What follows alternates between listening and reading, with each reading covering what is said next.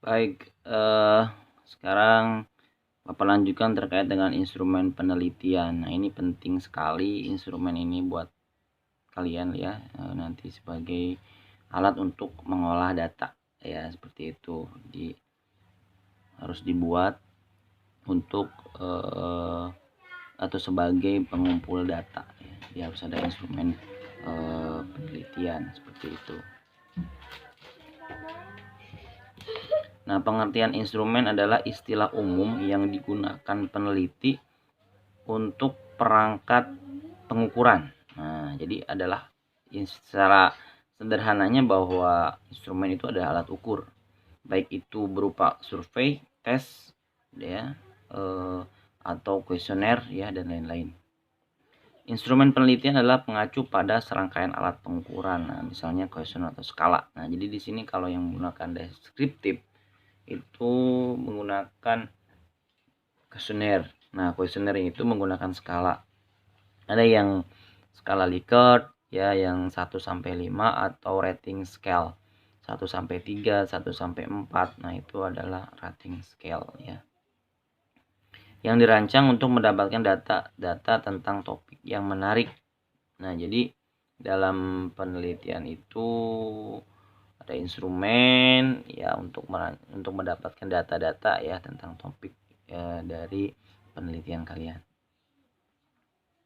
Nah, ini pengertian instrumen menurut para ahli, nanti tinggal dibaca saja ya.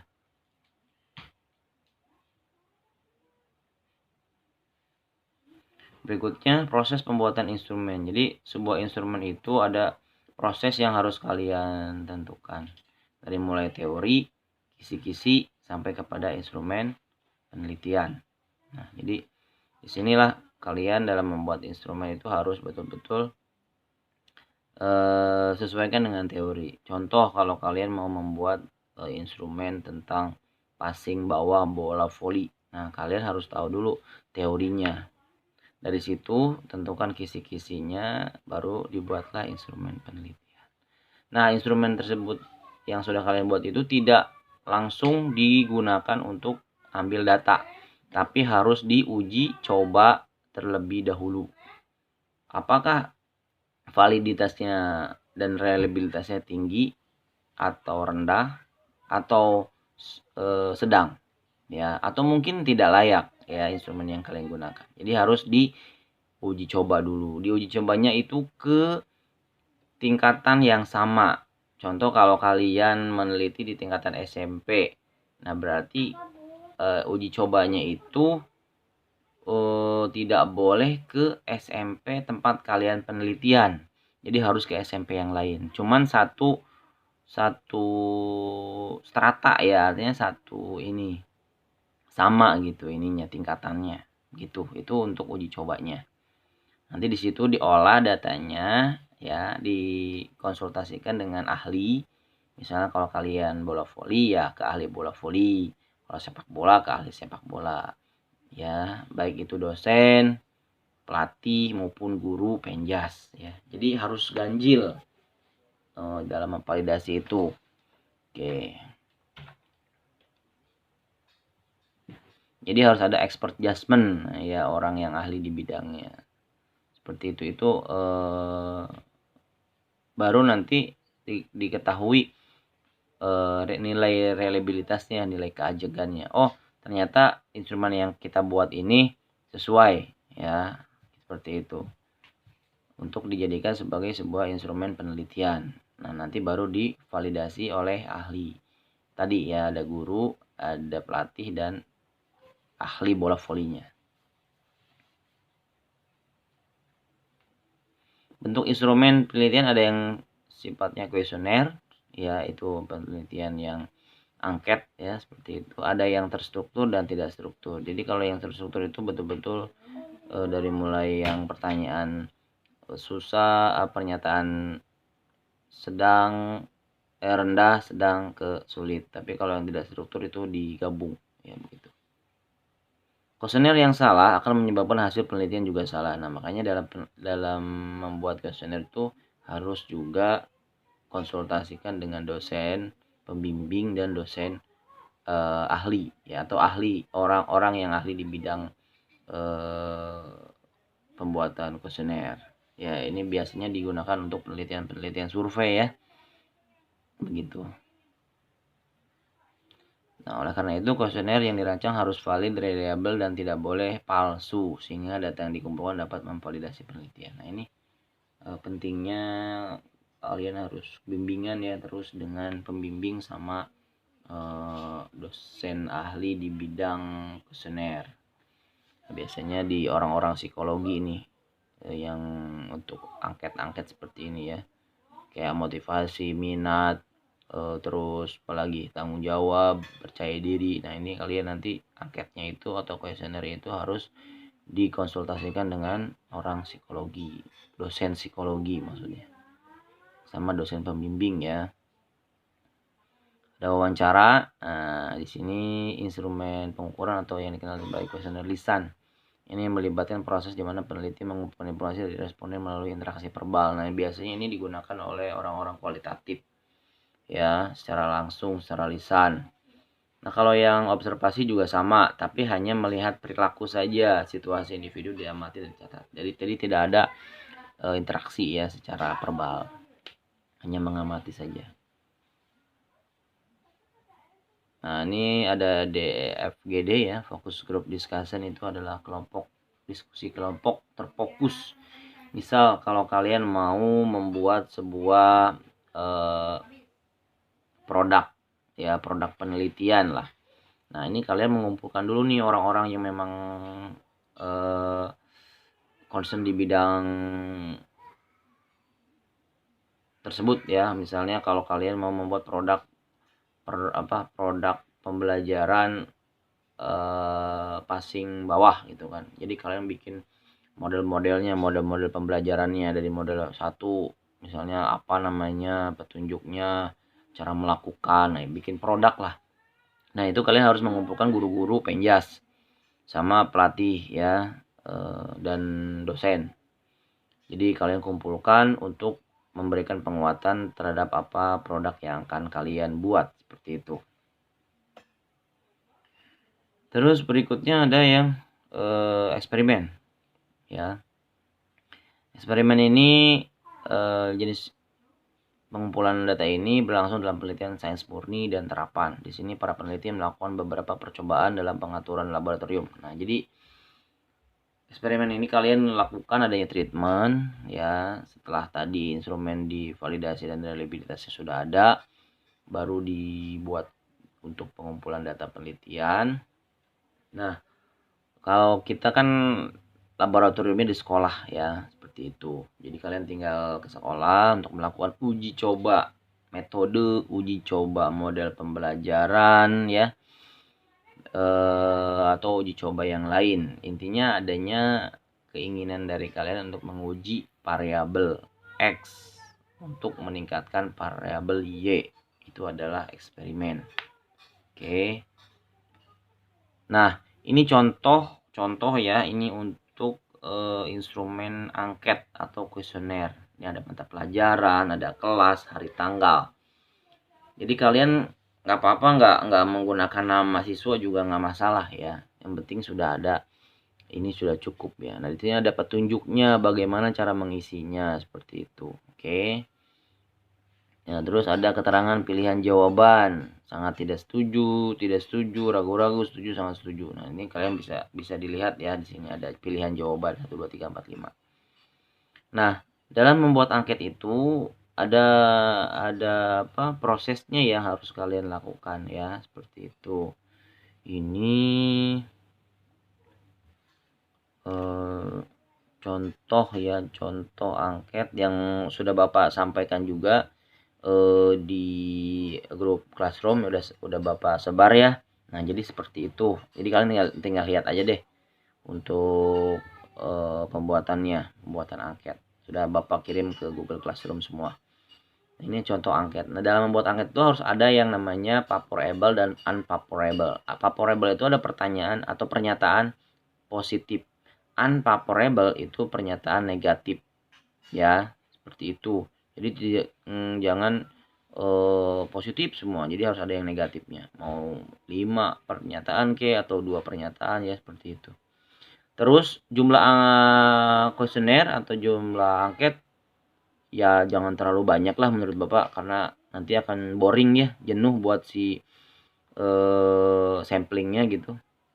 Jadi ya nanti tinggal dikomunikasikan dengan dosen ahli aja, atau dosen ahli ya, artinya sebagai validasi nanti ya, seperti itu dikomunikasikan ya. Dulu kan sampai 60 40, kalau bisa, kalau menurut Bapak ini ya di 20 juga udah cukup sih, di 20 kuesioner atau 25 kuesioner lah.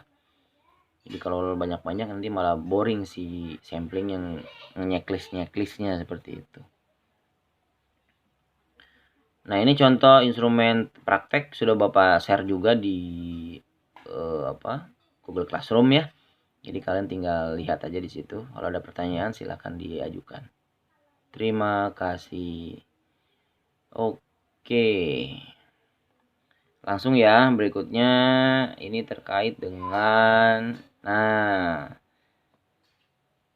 tulisan di bab 1. Oke, di bab 1 itu kalian sistematikanya seperti ini. Latar belakang masalah, pembatasan dan perumusan. Oke. Ya. Tujuan penelitian dan kegunaan penelitian. Ya, begitu itu.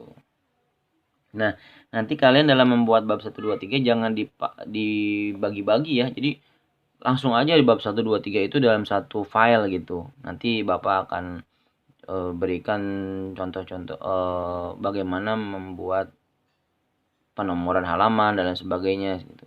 Supaya si Mendeley-nya itu tidak terpotong ya. Jadi secara otomatis dia akan langsung ini. Gitu. Jadi tinggal kalian bikin kerangka aja dulu, kerangka penulisannya. Ya. Oke. Latar belakang masalah, apa sih yang harus ada di latar belakang masalah? Pertama itu kondisi umum terkait materi pembelajaran.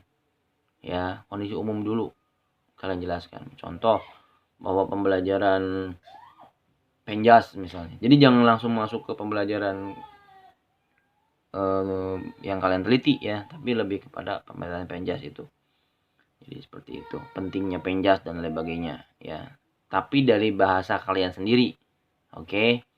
Walaupun memang ada argumentasi dari penelitian sebelumnya atau penelitian orang lain boleh ya, sebagai penguatan dari statement kalian. Tapi jangan masuk ke teorinya, jangan dulu, karena kan nanti itu di bab 2. Ya, ini mah penguatan statement kalian saja. Nah, baru ke paragraf keduanya adalah kondisi ideal. Teori temuan penelitian terbaru dari sumber rujukan. Nah, idealnya seperti apa sih pembelajaran? Nah, baru masuk ke variabel kalian nih di kondisi ideal itu. Oke. Jangan lupa harus ada ya penguatan-penguatan lah dari penelitian sebelumnya ya gitu. Kondisi real. Nah, ini hasil dari observasi, wawancara, dokumentasi temuan penelitian sebelumnya. Nah, ini ada di kondisi real. Oke. Ini misalnya kalian melakukan wawancara, dokumentasi ke sekolah tersebut ya untuk mendapatkan data awal gitu. Sama temuan penelitian sebelumnya, sudah ada belum sih yang meneliti tentang penelitian kalian ini? Nah, kalau sudah ada, siapa, judulnya apa, ya, terus hasilnya apa, seperti itu. Oke, terus nanti bandingkan dengan penelitian kamu itu ininya di mana gitu. Nah, gap permasalahan. Nah, ini masalahnya di mana sih? Sebetulnya ini kondisi idealnya begini, kondisi realnya begini. Nah, gapnya di mana nih? Ya, oh ternyata gapnya ada di, misalnya ada di metodenya nih, metodenya nggak pas gitu kan, untuk dilakukan di sampling penelitian untuk misalnya di SMP kelas 1 itu cocoknya metode A misalnya yang digunakan oleh guru, metode B ini kurang cocok seperti itu. Tapi jangan sampai ada bahasa atau kata-kata yang menyalahkan ya, itu nggak boleh. Itu kita harus menjaga itu. Jadi itu ditulis untuk ditulis di latar belakang masalah itu kurang cocok. Nah, dengan menggunakan metode B, harusnya dengan metode A. Itu seperti itu aja ya, di bahasanya seperti itu. Jadi nggak boleh memojokkan gurunya, memojokkan pokoknya nggak boleh deh yang hal-hal negatif itu tidak boleh ditulis. Nah, di sumber rujukan kredibel ya. Jadi di paragraf 1, 2, 3 dan 4 itu rujukannya harus kredibel sesuai dengan penelitian kalian. 80% dari artikel jurnal. Nah, jadi banyakin dari jurnal ya, dari artikel. Bukunya 20%. Rujukan 10 tahun terakhir up to date. Ya kalau bisa sih 5 tahun terakhir deh. Kalau bisa, kalau nggak ada ya nggak apa-apa di 10 tahun terakhir. Berarti kalian intinya di 10 tahun terakhir pada saat kalian meneliti. Nah, memiliki kebaruan. Nah, jadi nanti di paragraf kelima ini kebaruannya apa sih? Solusi yang ditawarkannya apa? Ya, untuk penelitian kalian seperti itu. Ya, di akhir seperti itu. Ini adalah dalam penulisan latar belakang masalah. Jadi walaupun kecil kebaruan itu merupakan orisinilitas kalian ya, penelitian kalian. Contoh, di penelitian sebelumnya itu dia tidak